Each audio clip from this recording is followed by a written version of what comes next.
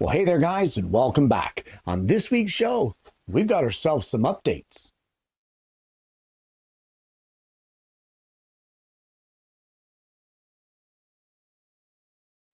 Well, for those of you who have been a fan of the show for a while, you know exactly what's happening. But for those of you who may be new here to the channel, every 6 months, roughly, what I do is I produce a show where I revisit older shows to give updates or tell you how things are going. Do I still like that tool that I reviewed? Do I still like that jig that I made? Is this project that I made still surviving? That sort of thing. There are too many YouTube channels out there that do a one and done show and never really tell you the longevity of what it is that they have constructed. And that's what the show is here today. So without further ado, let's get into some of the show updates. Well, back in April of 2023, we had a show about safety. We talked a little bit about safety, and what it mainly concerned was this, the SawStop, and the fact that through a little bit of a slip of my own, I had activated the brake on my SawStop. Now, I was not injured. My fingers did come in contact with the blade, but there was just the tiniest little scratch. You could barely see it. So although it's not the way that you want to test to see if this safety feature actually works, it's good to know that it does work. Do I want to do it again? Heck no. It scares the living crap out of you when that thing engages. However, there was the question, let me get this out of my way. There was the question as to what was going to happen with this, which was the brake. When the brake engages on the SawStop, of course, it destroys two things. Number one, it destroys the brake that engages with your saw blade. Number two, it destroys your saw blade. The price of a saw blade is a lot cheaper than the price of your fingers, so I'm not concerned about it. However, I went on SawStop's website, this is where the update comes in, and I checked it out, and these things hold quite a bit of data. There is chips in here that record certain things that the saw was doing, and one of the main things that it records is the data that happened at the time that whatever contacted the blade to set off the brake. And what they do is if you send your brake to SawStop, you have to go on there to their website, fill out a report that you had a contact, etc., etc. You can send them your brake. And what they do is they analyze the data in here. And if it came in contact with flesh, because they can tell according to the different readings that are recorded on the chip, if it came in contact with flesh, or with skin, a human, what have you. And that is why it tripped. In exchange for your data and for your report that you submitted, they send you a brand new brake, free of charge, free of shipping, the whole 9 yards. They send this thing out to you.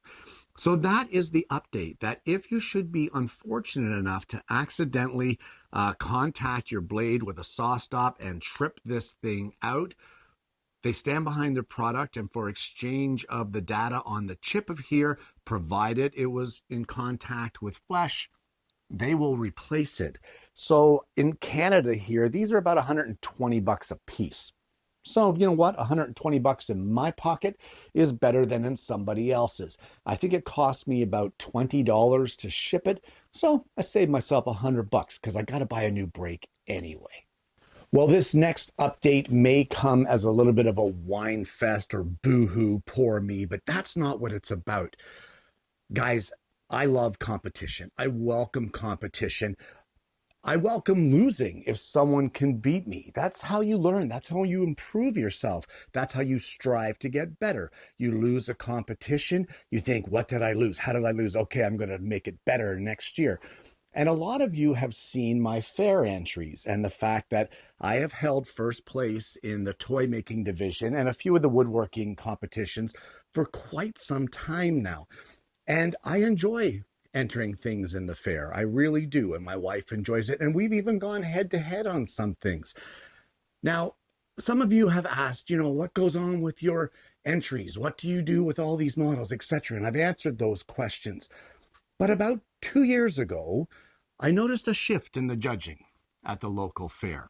And oddly, suddenly some of my entries were being disqualified for unknown reasons. You already entered something like this, was one of the comments. It just, it's really strange. And I spoke to people involved with the fair, and they said, well, we've got a new judge. And that new judge, for some reason, just doesn't like the stuff that I enter. Now, this year, so that was last year, I got things disqualified. This year, I entered the excavator in the toy division. I just want to show you this because this shows how skewed the judging is. So this was the excavator that I entered, and I took a third place. And when I saw the third place, I was really looking forward, believe it or not, to who it was that beat me out, because I welcome it. If somebody could knock me off the top of that hill, I want to see what kind of a fantastic piece knocked me off. And, well, let's just have a look at second place.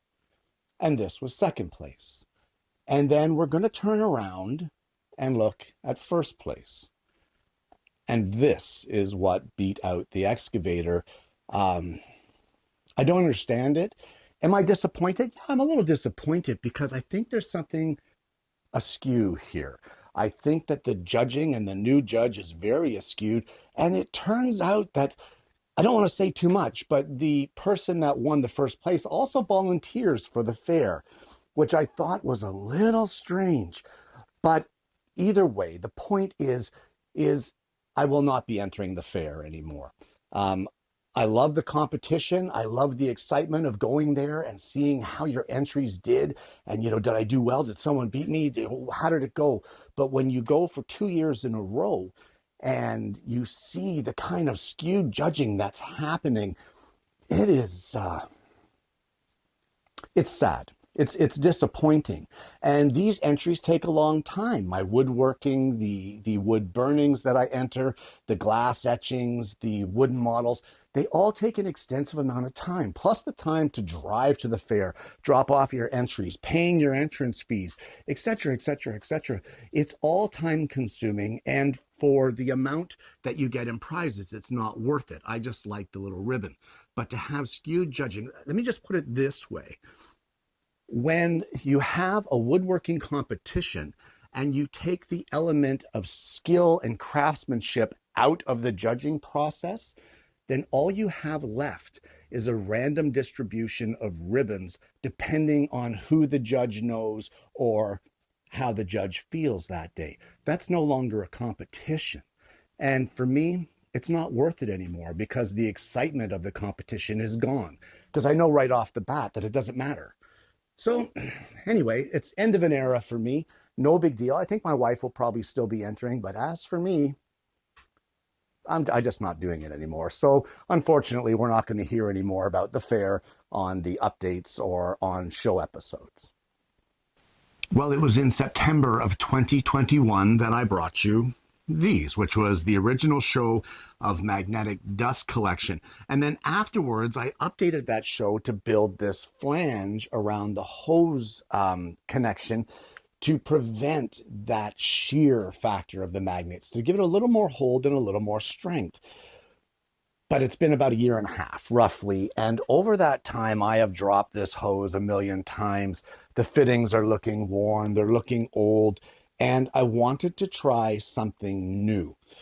So I went on Thingiverse. And if you guys don't know what that is, it's essentially a website where people design things for 3D printing, and they offer the patterns or the files for free.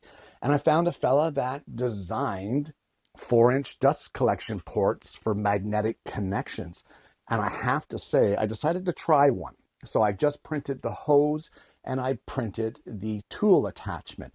Now, these end up using 16 8mm by 3mm thick magnets in each one. But if you look on Amazon, you can find good deals on them. And I actually got them on sale for about $12. So for about $25, I got all the magnets that I needed. So I tried it on the first 2 fittings and they were spectacular. I reversed the polarity of the magnets all the way around so that it doesn't really matter how it connects, as many of you had suggested to me. And I glued all these magnets in, and these fittings have been amazing. They really click in well. They have a built-in ridge on the inside that prevents that shear factor of the magnets. They're lower profile than my shop-made ones. They really connect to the tool. They don't take a lot of filament, depending on which way that you print them. They suggest printing them upside down, and I tried that, and oh my gosh, the support filament that was wasted was crazy. So I reversed the entire print, and it really reduced the amount of filament that was used. So I ended up printing one for every tool I have here in the shop, and guys, they are amazing. I absolutely love them. I love them just as much as what I love these. These served me really well for a year and a half. But unfortunately now it's time to retire these, for me anyway. I'll dig the magnets out of them, clean them up, and use them for other projects. But for now, I've gone with the 3D printed ones. Still magnetic dust collection fittings, still works really, really well, and a great gig. I'll put the link below to the files on Thingiverse. If you're interested, you gotta check it out. Well, back in July of this year, I tried something a little different, and I had a dash cam set up in my work van. And during the day of driving around the city, I had the experience of some pretty special drivers, and I brought you the show Bad Drivers in the City. And I did say at the end of that video that if this sort of video was the thing that you'd like to see on Tuesday episodes, then I could produce more down the road. And actually, there was quite a few of you that messaged me and said, you know what, Kenny, this was kind of fun for something different. Yeah, I'd like to see more of this. So what is the update here? Well, I have to tell you that there is no shortage of bad drivers in the city where I live. And while they're not extreme, I'm not going to show accidents and that sort of thing, guys having fender benders. That's not what, and nobody needs to see that. But just the crazy chances that people take, the motorcycles splitting the lanes, which is not allowed, the bobbing and weaving through traffic, the cutting things in close, changing lanes without signaling, cutting people off, realizing your exit is coming up and flying off to the side, narrowly missing, vehicles and center medians. There's a lot of people that take a lot of chances. And although these videos of bad drivers, you watch them and think, wow, that's something special. That's not the intent of the video. The intent is to be careful out there, always be diligent, put the cell phone down, pay attention to what's in front of you. You are driving a 2,000-pound piece of metal that could very easily change the life of you and everyone around you. So taking chances is not worth it, ever. Be diligent and be defensive and get to your destination safely. And even if you're 5 minutes late, be 5 minutes late. 5 minutes late is better than being dead. And that is the entire point of those videos. It's a little bit of fun, a little bit of shake my head and holy crow, that guy's nuts. But more importantly, it's a message to be careful out there. So the update is there are episodes coming, guys. They are in the works right now. There is no shortage of material to do these. So I will be producing some more Bad Drivers in the City videos coming to the channel very soon. Well, in the summer of this year, I brought a video which was a little odd. It was essentially shop gadgets that you wouldn't necessarily consider to be shop gadgets. Things like air blowers for your keyboard, writing pads for children for taking quick notes or writing down measurements, that sort of thing. And one of the things that I featured was a bathroom organizer that I was using to hold my squares and that sort of thing. So what is the update for this? Let's head over to the bench and we'll have a look. Well, this is the organizer that I featured on the show back in July, and you may note that it's empty. The reason for that is I've kind of retired it for now. I'm going to repurpose it still for storage here in the shop, but for my bench, it turns out it was overflowing. I had too much stuff. So I replaced it with this bad boy. Now, this thing holds a ton of stuff. I've got all of my squares, a little bit of adhesive, erasers, a tape measure, clips, a little mallet, another little brass mallet here. We've got some small kerf brushes along with old toothbrushes for cleaning things out. We've got drawers to hold my charging cables here. We've got X-Acto knives, pens, pencils. We've got, in this one, scissors and shears. This thing holds a ton of stuff. But I didn't want to stop there. I had more things that I wanted to add. So, using my 3D printer, let's turn this around, I designed a couple of brackets, printed them in clear PLA, and they hold my calipers, my digital angle guide. I've got my my awl here, a few picks, another square down here. So this has essentially become my catch-all now on the bench for all of my marking, my layout tools, everything that I could possibly want while working on a project. And this thing has been spectacular. I got it for a really great price. So there you go. The update is, although the other organizer was spectacular and I really loved it, this one here is much bigger, holds more stuff, better organized for me.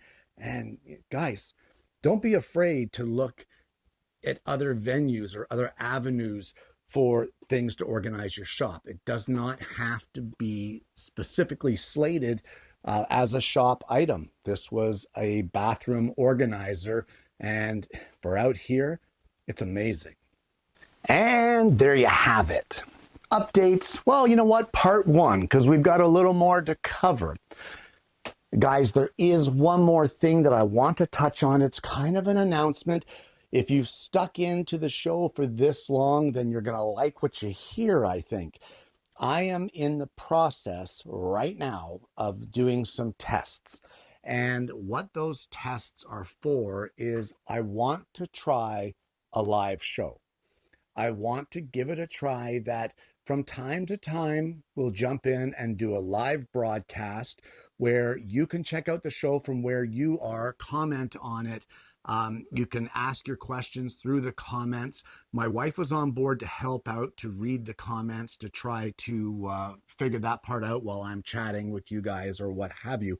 So we are in the process right now of testing that whole thing. I've never done a live feed. I really don't know much about it. So for me, it's another learning curve. But that is what we're doing. We're looking at a live feed for the show. It would be in the early evening of my time zone. I don't know how that works for you guys out there that are in different time zones, but hopefully some of you can tune in and you would be interested in something like that. Let me know below if you are interested. Of course, the show after it airs would be available on the channel to watch if you weren't able to make it during the time zone. So we're going to try it. We're going to try it. Once the testing is done, let me know what you think down below on that. But that's another big announcement here, the update number 6 on this show. There's normally only 5, but we're looking at live broadcasts for here on the channel. Guys, if you haven't already, please consider liking and subscribing to the channel. We've got a fantastic audience base. We really do. They're spectacular. There's great conversations that happen down below in the comments section. I honestly hope that you're going to consider becoming a part of that. Guys, I want to thank you so much for tuning in. We're going to join in again on Tuesday of next week with part 2 of our update show. I hope that you're going to join me for that. Guys, I want to thank you again for tuning in. I hope you've enjoyed the content today. I hope you've enjoyed the updates. I hope you found them a little bit useful, a little bit knowledgeable, and if not, you know what, at least a little bit entertaining. More importantly, guys, I hope you're going to join me again next week when I bring you yet another Alternative Tuesdays.